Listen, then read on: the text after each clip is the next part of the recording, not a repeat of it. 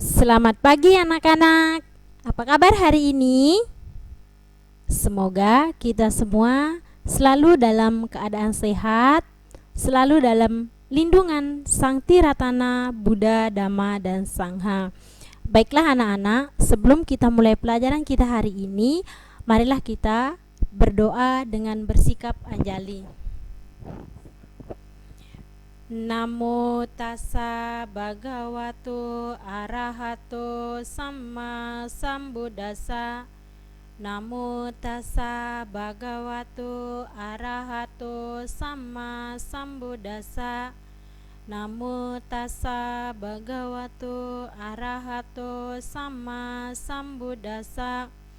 Terpujilah Tuhan Yang Maha Esa, para Buddha, Bodhisattva, Mahasatwa. Aku belajar bukan untuk kesombongan dan keserakahan, tetapi untuk mengikis kebodohanku dan menambah pengetahuanku. Semoga aku dapat belajar dengan baik dan benar. Semoga semua makhluk hidup berbahagia. Sadu, sadu, sadu. Namo Sang Hyang Adi Budaya. Namo Buddhaya. Baiklah anak-anak, kita akan melanjutkan materi kita hari ini, yaitu mengenai pengorbanan bodhisattva. Nah, sebelum ibu guru lanjut, ada yang tahu nggak di sini bodhisattva itu apa? Nah, baiklah anak-anak, kata bodhisattva dalam bahasa Sanskerta dan bodhisatta dalam bahasa Pali terdiri atas dua kata, yaitu bodhi yang berarti penerangan atau pencerahan, dan sattva atau satta yang berarti makhluk. Jadi bodhisattva atau bodhisatta artinya makhluk yang bercita-cita untuk mencapai penerangan sempurna, atau bodhisattva adalah calon Buddha. Sebelum menjadi Buddha, seorang bodhisattva harus terlahir di alam manusia. Ciri-ciri yang dimiliki oleh seorang bodhisattva adalah: yang pertama, penuh dengan welas asih; yang kedua, rela berkorban; dan tiga, peduli. Nah, itu adalah tiga ciri-ciri yang dimiliki oleh seorang bodhisattva. Bodhisattva apa tadi anak-anak? Bodhisattva adalah calon Buddha. Nah, siapa di sini yang mau menjadi bodhisattva? Pasti kita ingin menjadi seorang bodhisattva. Bagaimana caranya menjadi seorang bodhisattva? Yaitu tadi, memiliki tiga ciri-ciri. Kita harus memiliki penuh welas asih, rela berkorban, dan peduli. Kita harus banyak berbuat baik, anak-anak ya. Nah, ada tiga jenis bodhisattva anak-anak. Yang pertama adalah Saddadika Bodhisattva. Saddadika Bodhisattva adalah calon Buddha yang memiliki keyakinan yang kuat terhadap Buddha. Ia menjadi Buddha dengan menjadi murid dari Sama Sambuddha. Setelah mencapai kesempurnaan, ia bergerak menjadi Sawaka Buddha. Nah, Saddadika Bodhisattva ini anak-anak, dia mencapai kebudaan dengan keyakinan penuh terhadap Buddha. Yang kedua adalah Wiryadika Bodhisattva.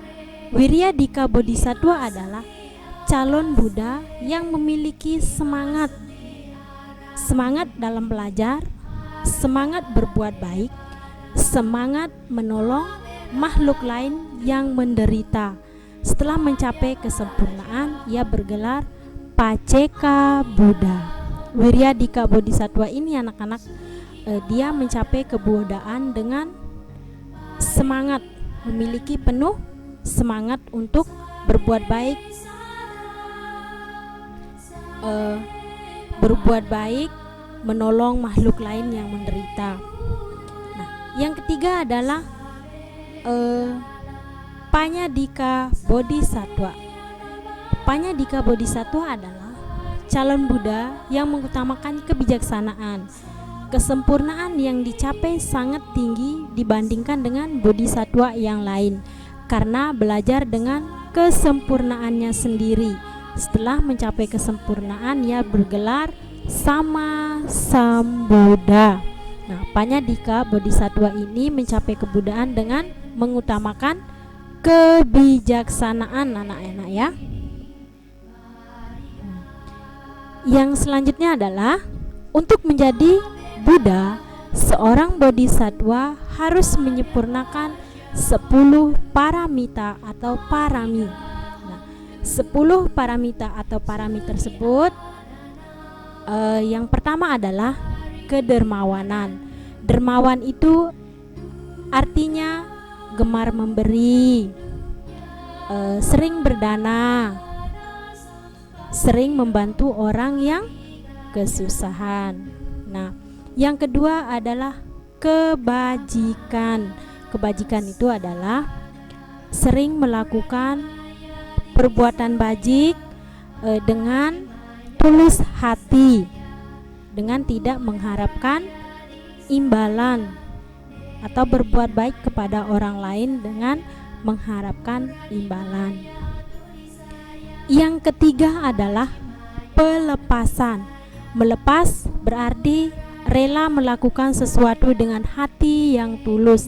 Nah, pelepasan ini bisa dicontohkan dengan kayak seperti berdana, anak-anak ya. Kita berdana kepada orang yang membutuhkan dengan setulus hati tanpa mengharap imbalan dari orang yang kita bantu.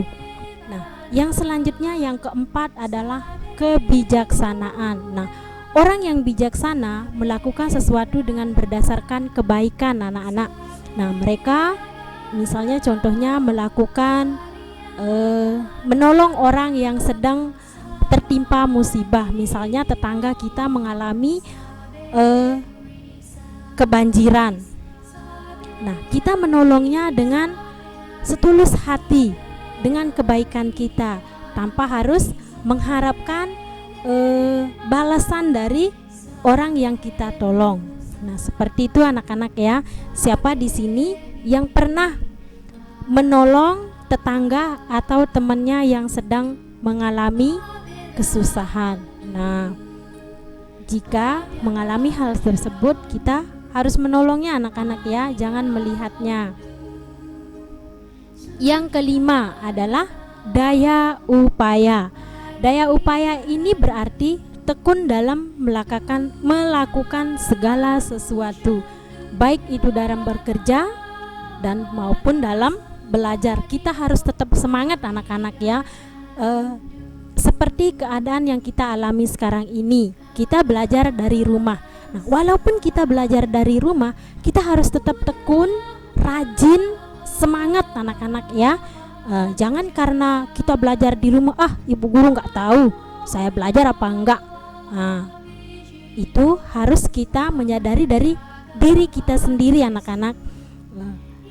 Seperti yang kelima ini, yaitu daya upaya.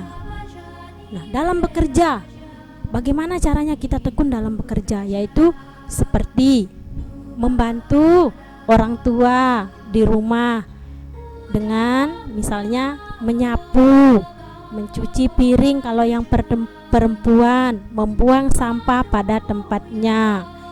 Seperti itu anak-anak ya. Yang selanjutnya adalah yang keenam, kesabaran. Sabar artinya menerima segala sesuatu dengan tenang. Nah, misalnya contohnya seperti kita mempunyai peliharaan di rumah. Nah, misalnya di sini ada yang pelihara kucing atau anjing. Nah, misalnya anjing tersebut mati karena ada sesuatu, kita harus menerimanya dengan lapang dada atau dengan tenang, tidak bersedih berlarut-larut. Nah, yang ketujuh adalah kejujuran. Jujur berarti berkata apa adanya atau tidak berbohong. Nah, ini yang ketujuh ini adalah sesuatu yang sering terjadi. Misalnya anak-anak membeli buku di sekolah misalnya dengan harga 5.000. Ada nggak yang pernah bilang sama mamanya harganya 20.000? Nah, jika pernah melakukan itu berarti kalian sudah berbohong sama orang tua. Itu tidak boleh anak-anak ya. Nah, kita harus jujur, berkata apa adanya. Kalau misalnya harganya 5.000, kita juga harus bilang 5.000. Nah, kita harus berkata jujur, tidak berbohong kepada semua orang, bukan orang tua saja, tetapi kepada semua orang kita harus berkata jujur, tidak boleh berbohong. Nah, yang kedelapan adalah ketangguhan. Tangguh berarti bertekad kuat dalam melakukan hal yang baik. Nah, maksudnya di sini anak-anak, kita harus bertekad kuat dalam melakukan hal yang baik. Misalnya, hari ini saya harus bangun tepat waktu. Setelah bangun, saya bantu mama untuk mencuci piring atau menyapu. Nah, itu adalah suatu hal yang baik yang harus kita lakukan. Kalau memang itu sudah tekad kita harus lakukan. Yang kesembilan adalah cinta kasih. Kita harus mengembangkan cinta kasih kepada semua makhluk. Cinta kasih itu kita tidak harus kembangkan kepada mama, papa, adik, koko maupun cece, tetapi cinta kasih itu kita harus kembangkan kepada semua orang, semua makhluk hidup. Cinta kasih kita tidak harus kita kembangkan kepada sesama manusia, tetapi kepada binatang, makhluk-makhluk yang lain kita juga harus mengembangkan cinta kasih kita. Bagaimana caranya mengembangkan cinta kasih kita kepada makhluk lain? Yaitu kita dengan cara mendoakannya, mengucapkan Sabe Sata Bawantu Sukitata. Semoga semua makhluk hidup berbahagia. Nah, yang ke-10 adalah ketenang seimbangan. Sikap tenang seimbang berarti tidak mudah marah maupun sedih. Nah, ini adalah kayak sejenis UPK anak-anak, batin seimbang, yaitu jika kita mengalami kehilangan, misalnya kita tidak usah bersedih berlarut-larut. Misalnya kehilangan pensil, jangan sampai 2-3 hari masih menangis karena kehilangan pensilnya tersebut. Nah, jika kita diejek sama teman, misalnya diejek apa, kita tidak usah harus mudah marah. Kita doakan dia, semoga Anda berbahagia. Lagi dia mengejek kita, lagi kita balas dengan semoga Anda berbahagia. Lama-lama dia akan bosan untuk mengejek kita. Lama-lama dia juga akan sadar, oh dia selalu mendoakan saya bahagia. Nantinya dia juga akan mendoakan kita menjadi bahagia. Mengerti anak-anak ya? Nah, untuk hari ini Ibu Guru cukup sampai di sini.